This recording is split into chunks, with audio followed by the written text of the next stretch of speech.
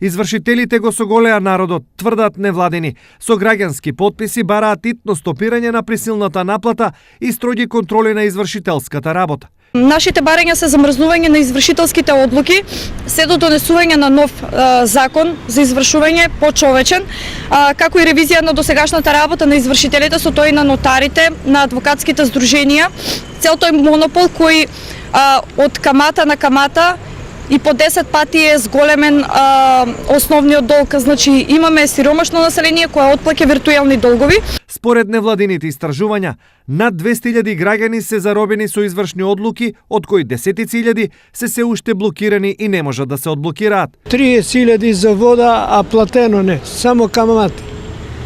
Ем дуќано ни го затвори, ем останаме улица, 30.000, 60.000, за една перална ни зема 40.000 од 14.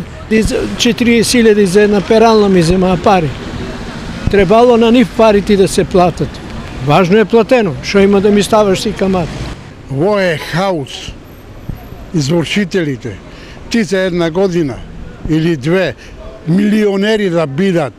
Има некој, струја не е платено, вода не е платено, не знам што. Уше они колат и човек да оде да се бесе од нив. Поради ова, граѓаните бараат нов закон за извршување, зашто сегашниот, тврдав, не е добар. Тоа е еден од законите што не се уреди и треба што побрзо да се промене, по мене. Значи за извршителите.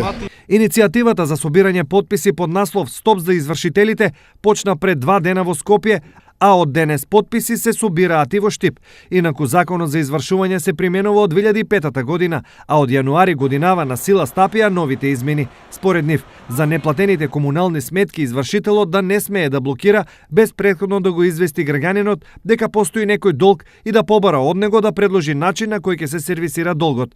Со овој закон во вонсудска наплата според комората ќе се решаваат комуналните сметки за струја, парно и вода, кои не го надминуваат утврдениот износ од 6.000 денари и сметките за телефон, кабелски и одржување на зграда во износ од 2.000 денари.